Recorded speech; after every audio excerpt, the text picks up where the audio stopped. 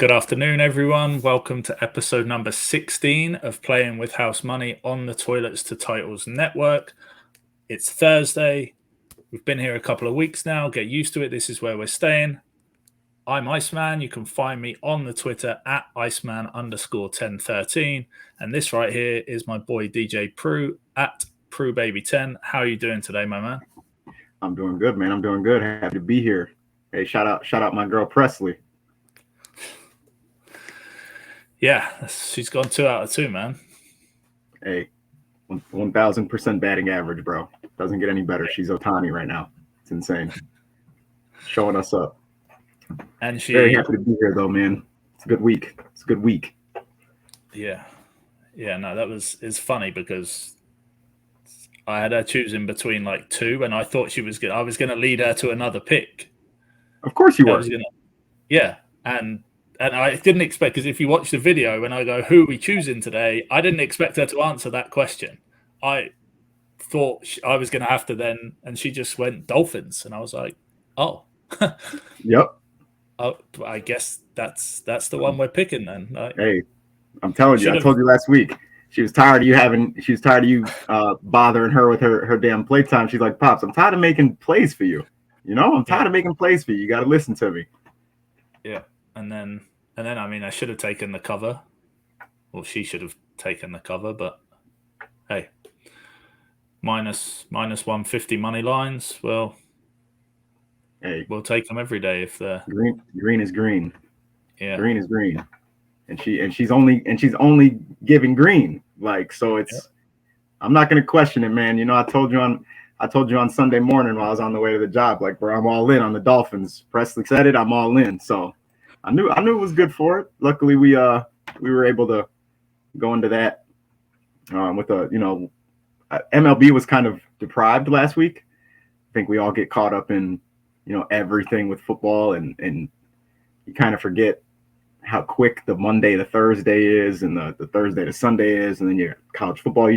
There's so many things kind of going back and forth with every day. So. The MLB was a little deprived, but we did go into the Sunday with an MLB winner for the group, and 4-leg.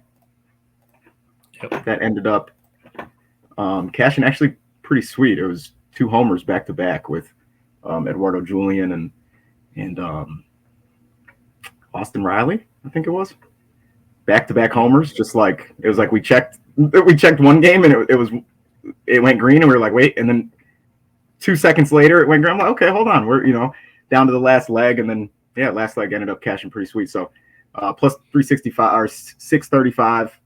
I am focused on a little more baseball this weekend. And for the guys, I know, we've had a lot of success with that. And I don't like getting too caught up on one sport, give us a little bit more chances to win and a little bit more variety. But we did have a lot of straight bets, too, over the weekend. With football, it's been shocking, I guess I'd say. So the winners have been kind of a lot lower than a lot smaller odds increments to where we've been used to seeing in baseball. We're doing 4 legs every day and stuff like that. So we had a lot of straight bets galore all last weekend. So as I said, baseball's getting a little bit more love this weekend. So we got a nice little preview. It's been weird with the teams that are we did have one. They both hit, right? Both your CFB. We did have one. I was gonna mention both of those winners when we went to the football. Oh, okay. But I got no problem bringing it up. Hey, it is what it is. Both of those overs hit cakewalk. The Illinois, like I said, you give up 600 yards a pop, man. I mean, you're going to get some points put up on you. Luckily, they matched some pretty crucial points for us too. That was nice. And then, hey, my boys, it was ugly, but it was a win. My boys, I thought we'd have maybe, a larger chunk of that 56 I think, it was 56. Might have even been a little like 54 or something like that. But, Florida State, Boston College. I mean, it ended up going down to the wire, a little uglier than we would have liked, but hey, What matters is the bets we put on them. Doesn't matter, what I want it, who I want to win and how I want the game to be. But hey, the over was a cakewalk, man. Couldn't have got easier than that. So we'll take that 2 for 2 with the pairing as well, the 2 legs. So yeah, shout out to my boys for that one, and shout out to you for the reminder on that one as well. Yeah.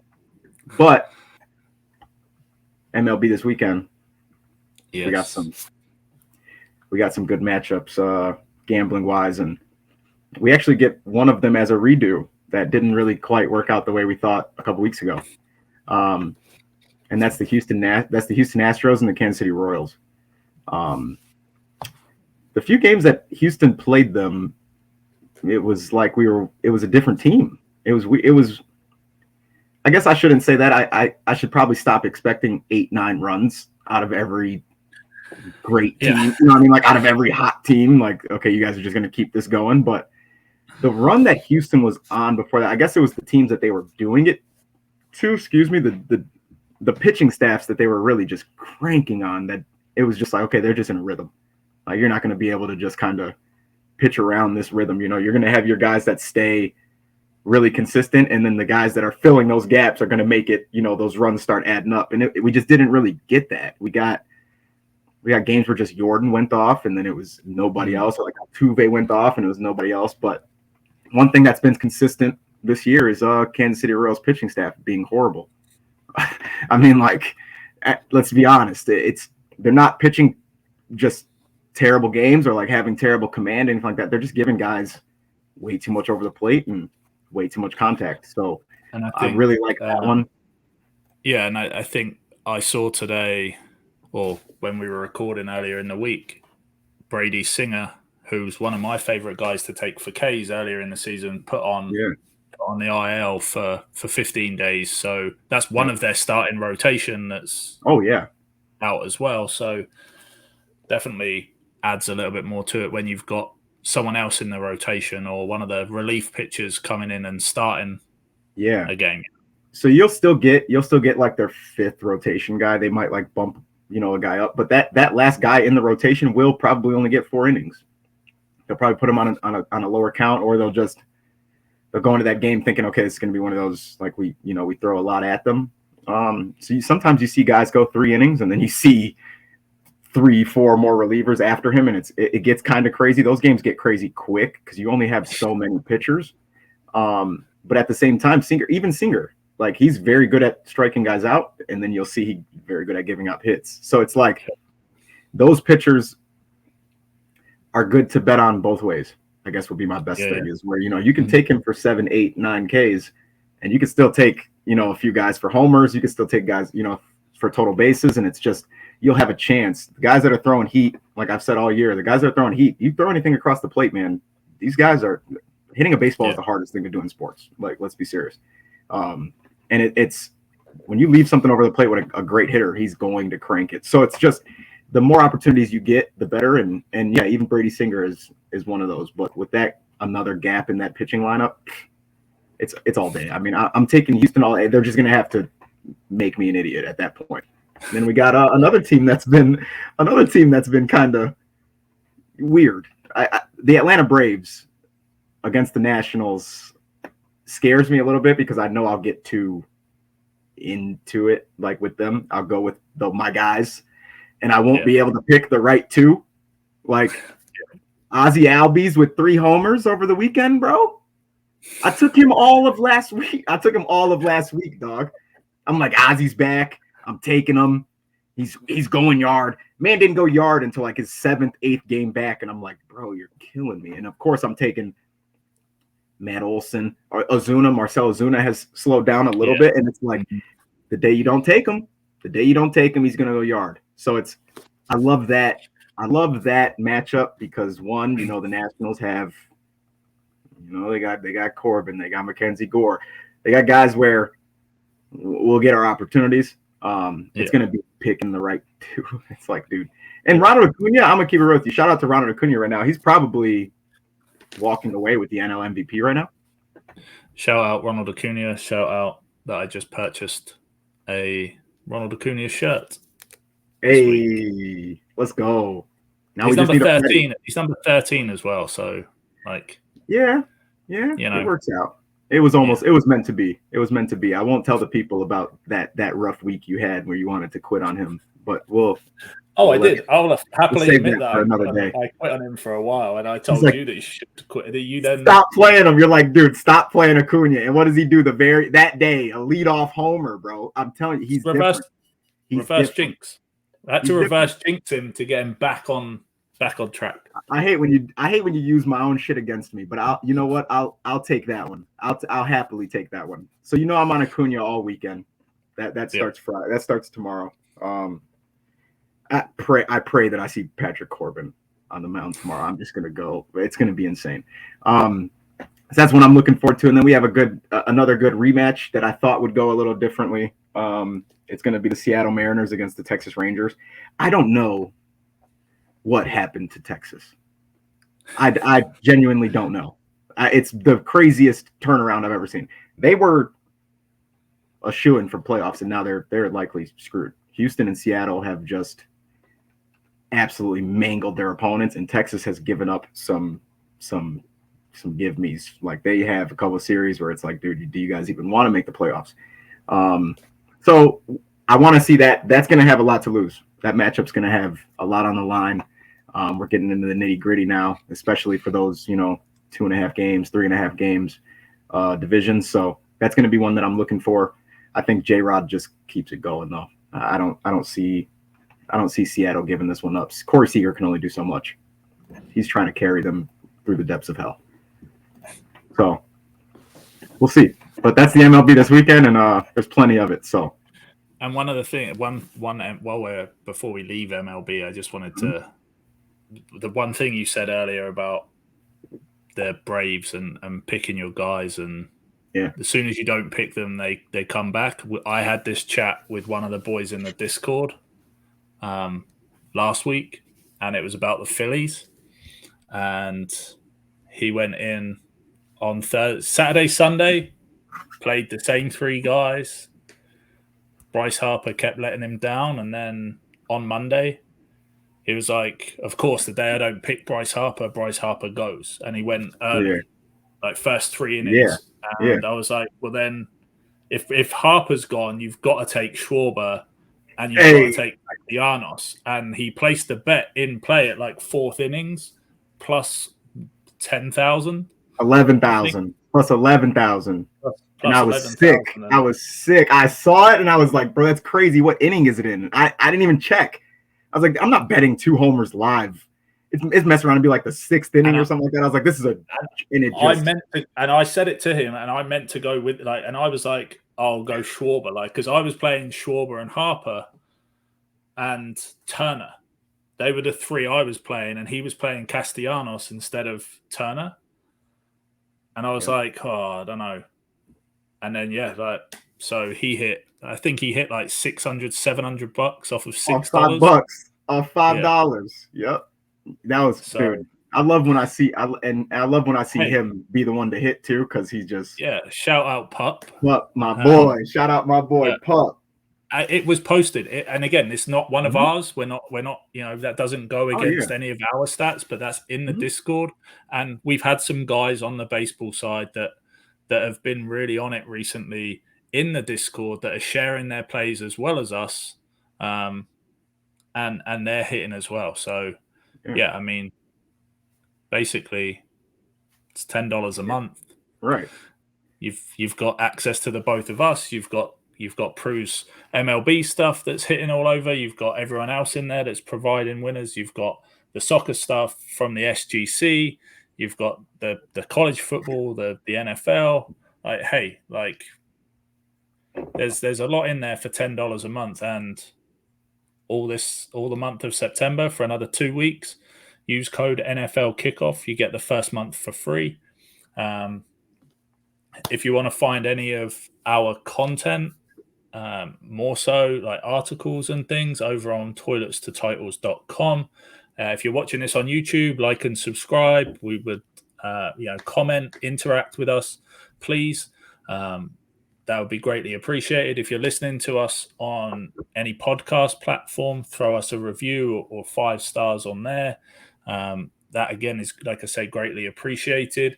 But if you do want to jump in with the team and get into some of what Prue's going to talk about next, the college football and the NFL, then let us know. Reach out to Coach Sheps on the Twitter and join the Gilded Chat with Toilets to Titles. 240 odd people in there talking all things Frankenstein, all things trade related in Dynasty, all of your start sit questions on a Saturday and Sunday morning. Everything's in there, and it's free to join. So it's just a bunch of like-minded people just getting lots of opinions and talking them through. And again, mentioned it briefly, but the SGC, they'll be back tomorrow. Was another solid weekend. And yeah, the new episode will be back tomorrow afternoon. So don't miss that either. Hey, stop missing it. Stop missing the damn SGC, bro. Stop it. I'm only gonna say it so many times. Stop it. I'm gonna start getting upset. Stop missing the shit. All right. But he said college football, and honestly, I don't know. It might be because my boys is just like they're finally back. I don't know. I've been real connected to college football again the way that I should be. It's probably, I have slowed down on the side job, so I guess that works out. Playing with house money's been able to, free up some time for me. So, I've just been watching these games and these matchups, and it's just like college football is frustrating to watch as a guy that cares about like the details. But I guess right now the NFL is too, so I can't really be too picky with this stuff. I don't know what's going on with schemes these days and these practices, but they have not been good. But we got a few games. Dude, this week is like the start of like college football's here. And these kids, like now you're going to start seeing some teams where, if you win this game, you're really going to be in a different conversation, a different path, for the end of the year. And it's like, I really want to see how some of these teams answer, because you obviously got Colorado with all the buzz in the media and just the excitement. And let's be honest, social media and whatnot. Shout out The Rock for coming back to Boulder. Also came back to SmackDown this weekend. Partly to do with, I guess, the writers' strike. so none of his films are going anywhere. Yep. But I that was, as someone that grew up in the Attitude Era with that was fun to see on Pat McAfee, and then The Rock came out, just something that I assume Pat McAfee never thought he would see as well. But yeah, shout out The Rock for then coming out in his with Deion Sanders. That was, again, it was fun to see. But when you talk about the hype and everything that they've created over there, it's insane. Yeah, and I've noticed people online kind of didn't realize that he did a lot of this stuff at Jackson State. You're not watching Jackson State. And I think they don't really realize that them pointing it out shows that they don't watch Jackson State. So it's kind of ironic, but shout out to The Rock, man. They had everybody there. It was like an NBA playoffs game in there, bro. Like, you had celebrities on the field. It was crazy. I love to see it though. Well, they came out to Lil Wayne as well, right? He was Wayne. Yep, Wayne walked him out. Shador has a freaking AP on his wrist. Like, dude, this is crazy. You haven't seen it. It's crazy. It's crazy. I love to see it. It pushes the boundaries of where we're gonna go with NIL. And I don't even want to get into the whole NIL thing, because my whole theory on it is it's in depth and whatnot. But the hype that they have, and they're gonna play Oregon this weekend. Oregon's very talented team. I mean, it's not a mystery that they're going to be probably the best team that they've seen so far, probably easily. I wouldn't really put TCU in the same realm as Oregon. I guess it's very similar play styles, but Oregon definitely has the deeper roster, and that's going to be a matchup that really defines those two teams' path. Luckily, both of them do have a few other games that they have to match up. Like, both of them have to see USC. But you lose a game in those divisions, you're out, because you have Alabama. the SEC is always going to get that one loss ability, so that's going to be a game I'm definitely looking forward to. Then you got Ole Miss, Alabama, just a classic. I guess you haven't really seen Ole Miss give them too much, in the past, but you don't really see many people give Alabama too much. But they've been struggling, dude. They struggled against South Florida. They struggled week 1. Milroe has been benched.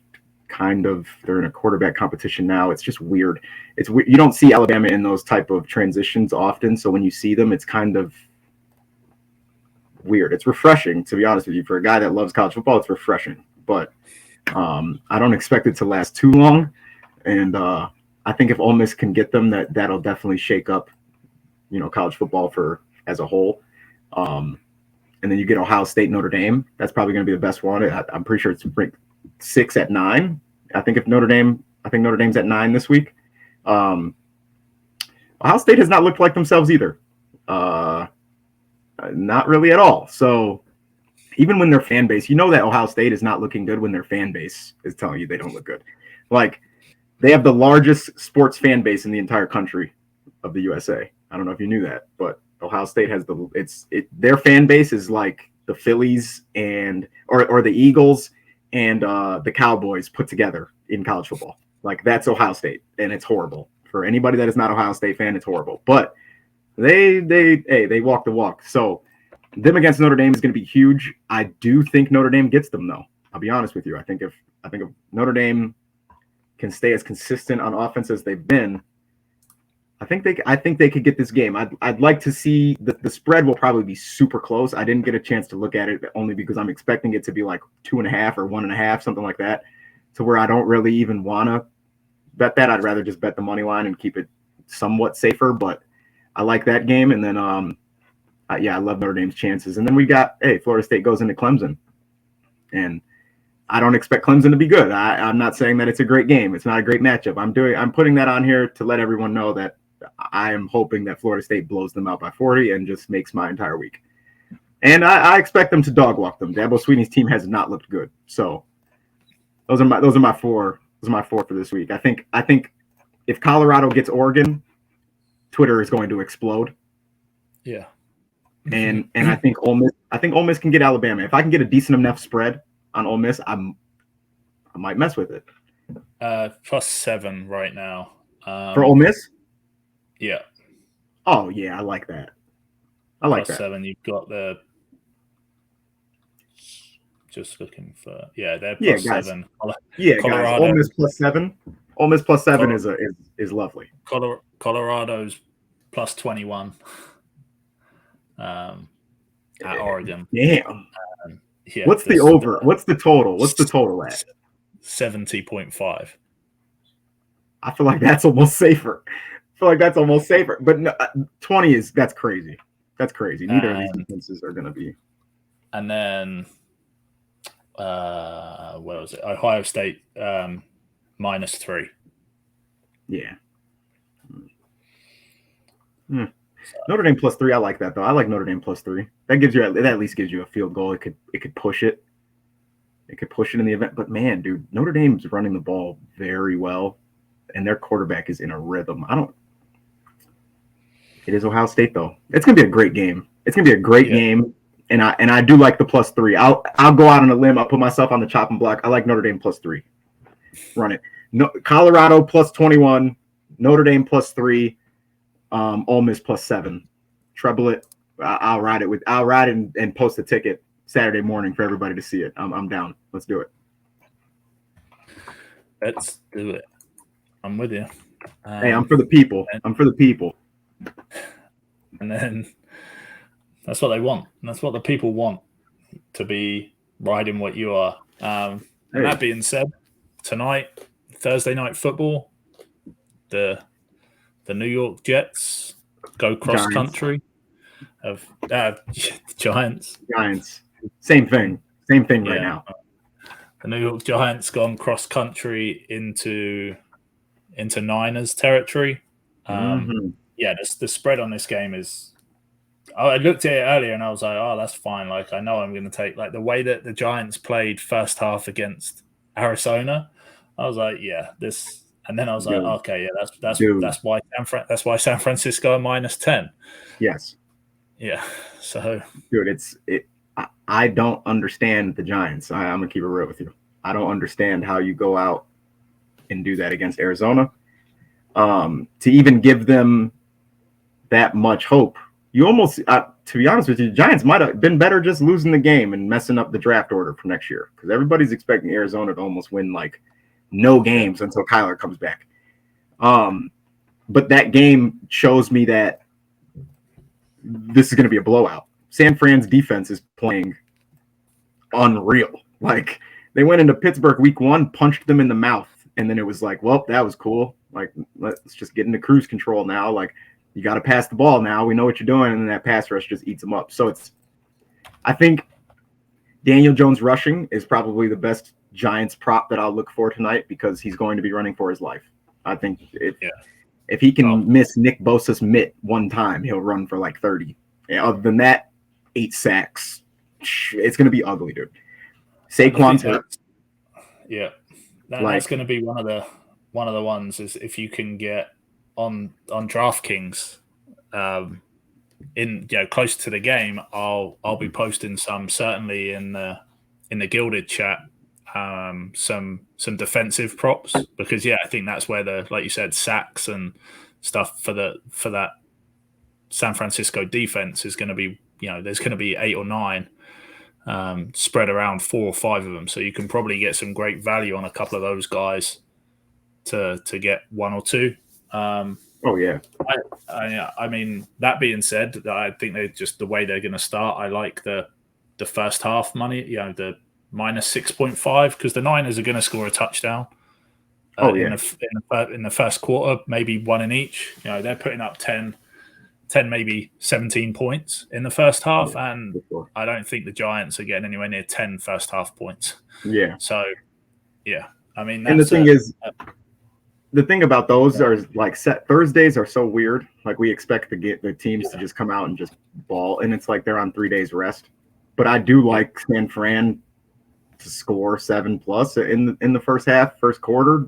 They're going to get so many drives. I feel like that defense is going to get so many 3-and-outs for them that you get that many opportunities, dude.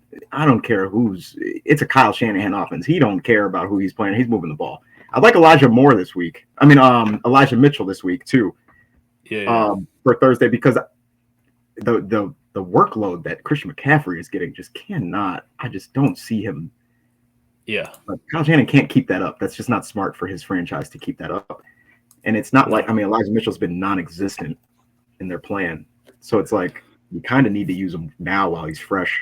Well, it's funny you say that. Like, we kind of talk, but we don't really tell each other what we're going to talk about and what props we're necessarily going to play on the show. Yeah. So you've gone for Elijah Mitchell. Mine's taking that thought process, like, and going the backup. Well, not even. I've gone for the fullback. Kyle Juszczyk. Yeah, I love Kyle Juszczyk.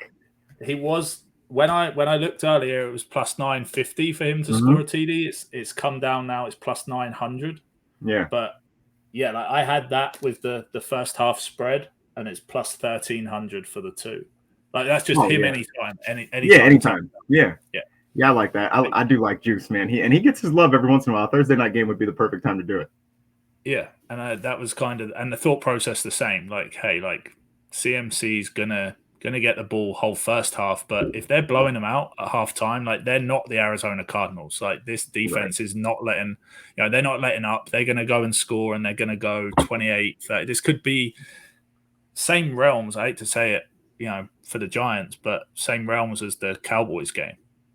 Like, I'm thinking it's gonna be like 31-13. Something like that. Yeah, like, they're just not. They're probably not going to get close. And like you said, like, why risk CMC in a situation like that? Like, give the ball to Mitchell, give the ball to Juice. Like, just let someone else like run at this Giants defense, which is kind of letting up. They let Josh Dobbs go for a 25-yard rushing touchdown. They can't stop a nosebleed. Yeah. So I really like those 2 plays. I think they're like, the thought process is at least there Like if the game script goes anywhere near what most people are expecting it to.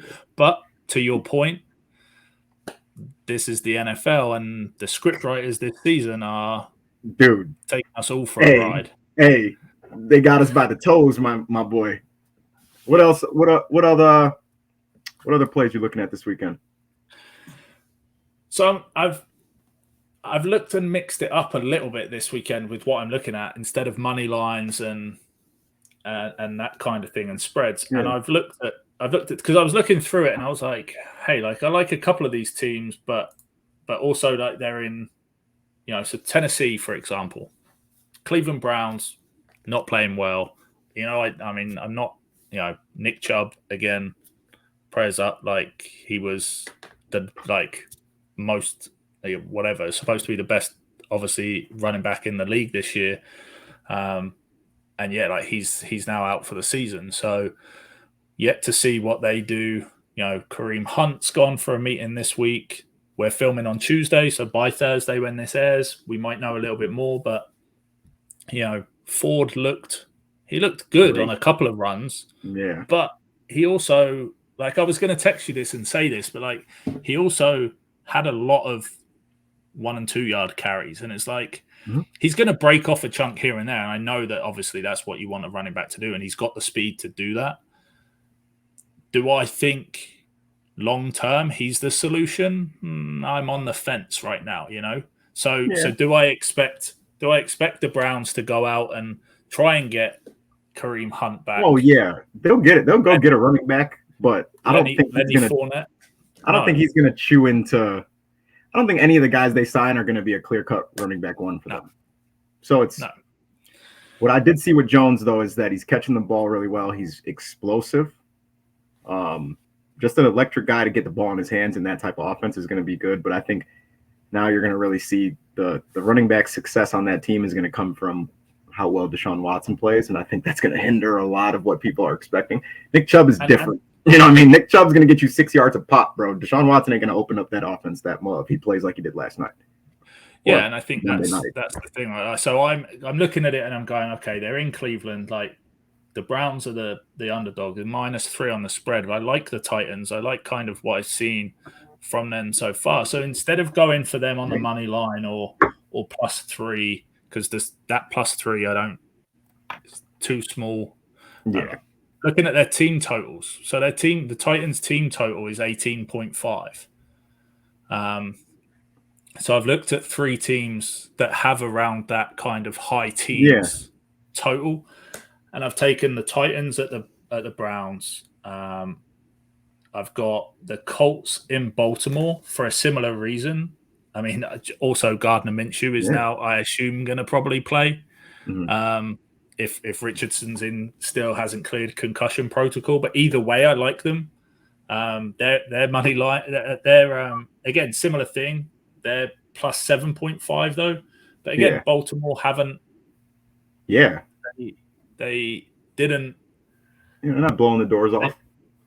No. So and the team total for the Colts is 17.5, and the third one is the Washington Commanders. Just the way Eric Bieniemy is running that offense. I know they're playing they're playing at home and they're playing the Bills, and the Bills have a decent enough defense, but hey, like it's that 20 points is what we need from the Commanders. Just come off like their best offensive performance in however many years. Mm-hmm. I think Sam Howell has stepped up. You've got Brian Robinson Jr. that's killing it right now. So running back 2 now. At my flex. Running back 2 at my flex. I love it. Let's get it. So Colts over 17.5, Titans over 18.5, and Commanders over 19.5. So 18, 19, 20 points from those teams. And what's the odds on that one? +614. It must be destiny, my boy. We must run it. Yep. We must run it. 614, that's a destiny play right there. I'm with it. Yep. I know that you've been looking at the team totals too lately. I've noticed that too. College football, you've wanted to do that. It's a good approach for sure. Especially some of those lines they give you are pretty sweet. I only went with 3. From what I could really lock down this week of, really what I was leaning towards. I think the Chiefs minus 12.5 is going to be something that is just walked through at this point. Chicago is running a Pop Warner offense. I will literally go out on a limb and say that I will bet my entire 401k that I could call a better game on offense than what I've seen the Chicago Bears run on. So I don't even want to get into it. It's so bad that I don't even want to get into it. And don't get me wrong, the play call is not the only thing, but I assume Alan Williams will be back at defensive coordinator, and week 1 he couldn't stop a parked car. Flus, he struggled too, so I mean it really wouldn't have mattered anyway. But I think Kansas City is going to take this week and just be like, we have not looked like Kansas City. It's going to be the perfect time to look like Kansas City. Like, we had our chance against Detroit in Arrowhead. We failed that. We had no Chris Jones. We had no Travis Kelce. Now we got both. And we have the junior Pee-wee Chicago Bears coming in to Arrowhead. And shout out to my boy Kyle. He'll be at the game. I'm sorry that you have to witness that. But I think minus 12.5 is a walkthrough. I think if you want to do a little bit safer, you could do minus 9.5. But I just don't see any way in hell that the Bears keep that game close. I like Dallas Cowboys minus 12 simply because of the defense. Keep it real with you. I think Dak has not blown the doors off. He has not really impressed me at all. Last game, they had very good play call by McCarthy. I think it was one of the most perfect games I've seen called by Dallas in years, actually. If he just continues that approach, I think that they just really knock people down as the game goes. And then I like Seattle minus 5.5. I think it's a little disrespectful, a little premature to give Seattle only 5.5 points. Carolina, they kept it close Monday night, but they were playing the Saints, and Derek Carr is just Derek Carr. I don't know what changes from that guy day to day, but he had a lot of throws where it could have just been very easy touchdowns. I think I even text you on one of them, like, dude, you throw that to the front pylon. He's literally, it's a give me. He's wide open. So it was just weird. So you never know. And I just don't see Carolina keeping up with Seattle's fiery defense. They're running around. They're causing turnovers. They're giving up points, but they're causing a lot of turnovers. And I just don't see Carolina putting up the points that the teams that Seattle has played the first 2 weeks. So minus 5.5 I'm all over that. I'm going those three. They're all minus 110. I did not go and add that. This should be like, I don't know, plus 325 or something like that. But I'll have the actual bet slip in the Discord and the Gilded for anybody that, actually wants to tail it. Yes, sir. Sounds good, my man. And yeah, as Prue said, the bet slips and for the plays for Sunday will all be in Gilded, all be in the Discord. Follow us on Twitter at PW_housemoney, where you'll get some more of our plays, some anytime touchdown scorer plays, and really everything else that we're playing that we haven't talked about on today's show. Thank you for watching. Thank you for listening. Again, ping us with any questions that you've got, whether you're in Gilded, whether it's on the Twitter, whether it's directly to Prue or myself. Good luck with all your bets this week. And we'll be back next Thursday playing with more house money. Yes, sir.